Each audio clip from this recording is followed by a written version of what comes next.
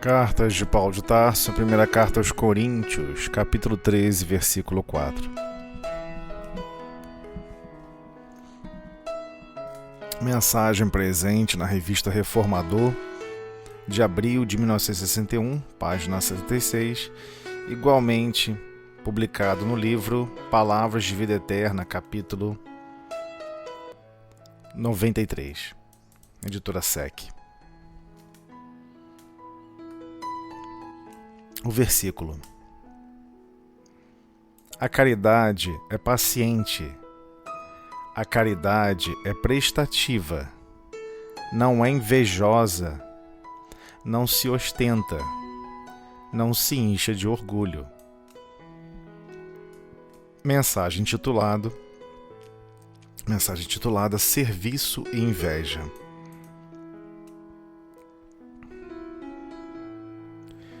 Muitos companheiros asseveram a disposição de ajudar em nome da caridade. Entretanto, para isso, exigem os recursos que pertencem aos outros. Querem amparar os necessitados, mas dizem aguardar vencimento, salários, recursos materiais, igual ao do colega que lhes tomou a frente na organização de trabalho. Declaram-se inclinados ao socorro de meninos desprotegidos. Alegam, todavia, que apenas assumirão a iniciativa quando possuírem casa semelhante à do amigo mais próspero. Afirmam-se desejosos de colaborar na construção da fé, amando e esclarecendo a quem sofre. Interpõem, no entanto, a condição de desfrutarem a autoridade dos irmãos que se encarregam dessa ou daquela instituição antes deles. Expõe a intenção de escrever na difusão da luz espiritual. Contudo, somente entrarão em atividade quando dispuserem da competência de quantos já despenderam larga parte da vida na estruturação da palavra escrita. Se aspiras a servir ao bem, não te detenhas na cobiça expectante, a pedir que a possibilidade dos outros te passe às mãos. A caridade não é invejosa. Façamos a nossa parte.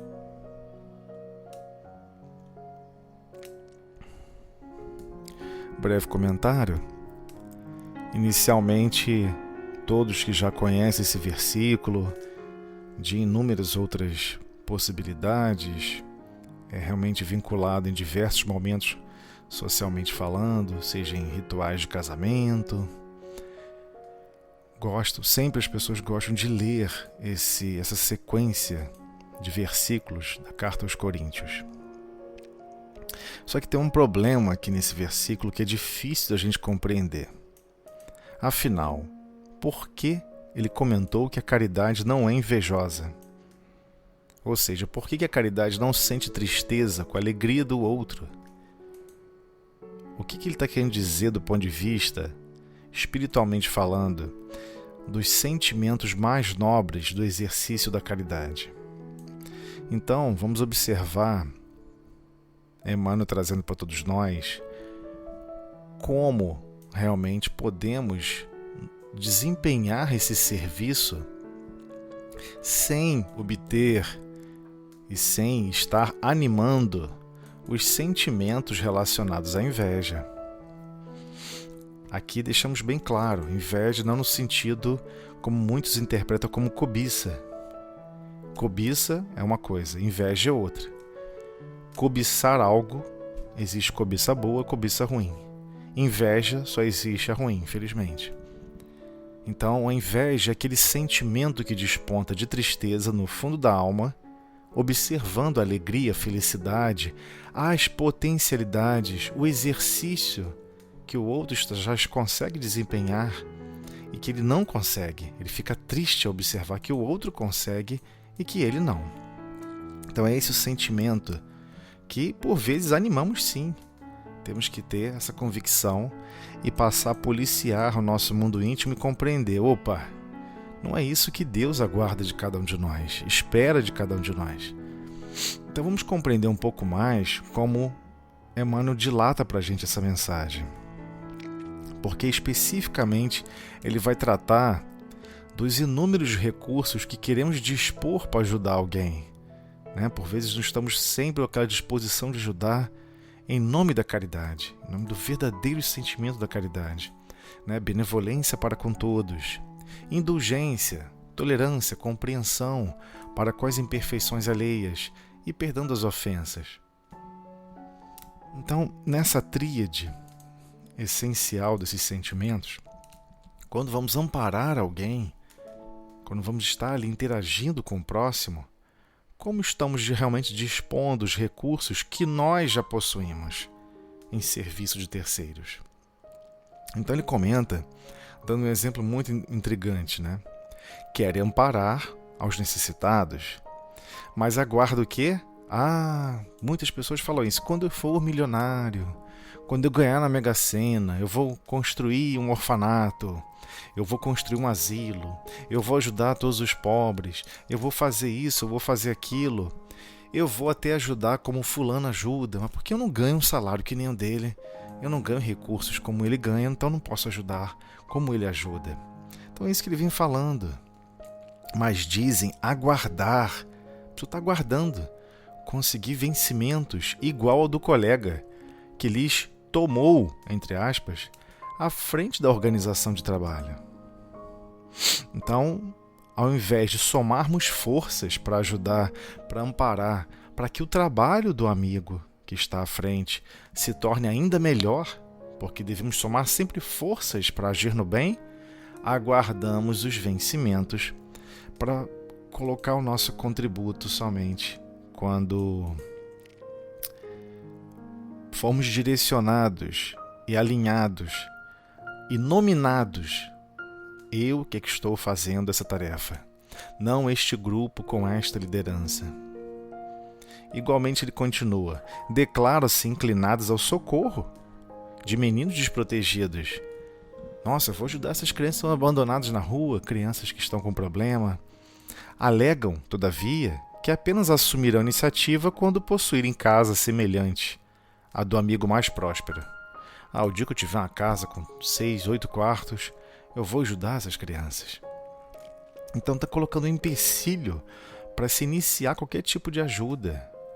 E é uma barreira que, por vezes, mais transparece como uma negociação. A pessoa deseja uma casa daquele porte e tenta negociar com Deus de uma forma subversiva, aguardando um retorno de ser disponibilizado uma casa gigante para que ele possa operar no bem. Não é assim que a caridade funciona. Afirmam-se desejosos de colaborar na construção da fé, amando e esclarecendo a quem sofre. Ou seja, por vezes até trabalhos de liderança de unidades religiosas, seja doutrina espírita, seja no catolicismo, no protestantismo, seja qual for a identidade lógica, doutrinária, muitos de nós nos comportamos assim. Queremos ser colaboradores da construção da fé alheia. Queremos cooperar, queremos informar, queremos esclarecer. Só que tem um problema. Interpõe, no entanto, a condição de desfrutarem a autoridade dos irmãos. Então a pessoa chega na instituição, o objetivo dela mental, o desejo central é: eu tenho que me tornar responsável por essa instituição para que eu possa fazer a colaboração da construção da fé dos meus irmãos. E é exatamente isso que ele está falando. A condição de desfrutarem a autoridade dos irmãos que se encarregam dessa ou daquela instituição antes deles. Então ele chega no local, já existe um grupo encarregado por essas funções, ao invés de somar forças, de somar recursos, de somar cooperação, busca-se tirar aquele grupo do poder para que ele possa, então, exercer a colaboração da construção da fé nominalmente. Sou eu que estou realizando. Igualmente não faz sentido, né? Emmanuel traz outro exemplo. Expõe a intenção de escrever na difusão da luz espiritual. Nossa, eu quero doar minha vida, muitas horas da minha vida, muitos recursos da minha vida para fornecer o quê? Para fornecer a difusão da luz espiritual. Vou difundir em todos os cantos do globo terrestre a luz espiritual com informações belíssimas que vai alavancar a humanidade. Só que, no entanto, contudo, somente entrarão em atividade quando dispuserem da competência de quantos já despenderam larga parte da vida, até mesmo outras encarnações, na estruturação da palavra escrita. Então não podemos nos enganar. A mediunidade de psicografia, ela exige igualmente do médium um desenvolvimento na parte escrita. Como você vai capturar um pensamento complexo e escrevê-lo se você tem dificuldade na escrita? Então, cabe o quê? Desenvolvermos esse recurso. Se nós ainda não temos, vamos auxiliar quem já tem. Vamos amparar e dilatar e promover cooperação em quem já tem. Mas, igualmente, se assim desejarmos, e todos devemos desejar progredir, precisamos aprender igualmente a dominar esses recursos da escrita, né? Se aspires a servir ao bem, não te detenhas na cobiça expectante. Então, ele já deixou claro, o sentimento principal é de inveja. Poxa, fulano está numa posição de destaque e está executando aquela função. Puxa vida, isso causa tristeza em algumas pessoas. É um sentimento chamado de inveja. Não é um sentimento adequado. Não para quem está querendo progredir. Mas aqui ele está deixando claro, não te detenhas na cobiça. A pessoa só quer exercer o bem no formato que ele vê outros fazendo o bem. Mas e o seu próprio mundo íntimo? O que ele é capaz de executar o bem? É melhor observar primeiro esse próprio mundo íntimo para ver como ele se sai, como ele realmente se desempenha. Então precisamos parar de cobiçar, né? Desejar as formas de pensamento, as formas de manifestação do bem de terceiros e começar a desenvolver a nossa. Ah, mas a minha é tão pequenininha, chega a ser desprezível, mas é pelo seu próprio esforço, pela sua própria capacidade e igualmente pelo seu próprio interesse em assim exercê-la. Então precisamos dinamizar esses recursos. Então ele deixa claro, não te detenhas na cobiça expectante, que só fica esperando, uma expectação, a pedir que a possibilidade dos outros te passe às mãos. Nunca vai ocorrer isso. A possibilidade dos outros não vai surgir às nossas mãos automaticamente. O que vai ocorrer é que, no intento, na intenção de querer esses recursos das mãos dos outros, destruímos o trabalho do bem, que foi tão difícil de se estruturar nos outros, e não executamos o nosso, por não termos as mesmas capacidades do que os outros. Então não temos como absorver em nossas mãos, em nossa consciência, o que os outros já viveram, o que outras pessoas já experienciaram na vida. Então precisamos compreender que todos nós temos que ofertar o recurso que nós possuímos no nosso mundo íntimo. Temos que exercer o bem, servir ao bem, com os recursos que nós dispomos. Então por isso que a caridade em si não é invejosa.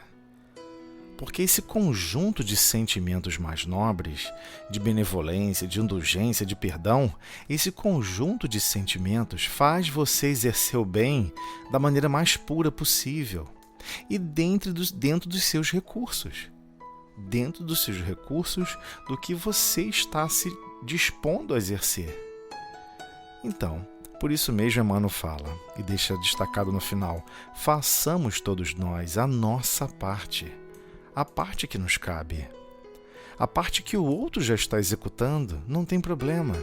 Que ele faça e faça muito bem, e que eu possa até mesmo colaborar para que o que ele esteja fazendo se amplifique, se amplie, se desenvolva ainda mais. Porque quem está preocupado com o bem não está preocupado com ser proprietário da fonte do bem. Ele sabe que todo bem emana do Pai, emana de Deus. E que nós precisamos, sim, ser copartícipes dessa execução. Então, por isso, a caridade realmente não é invejosa.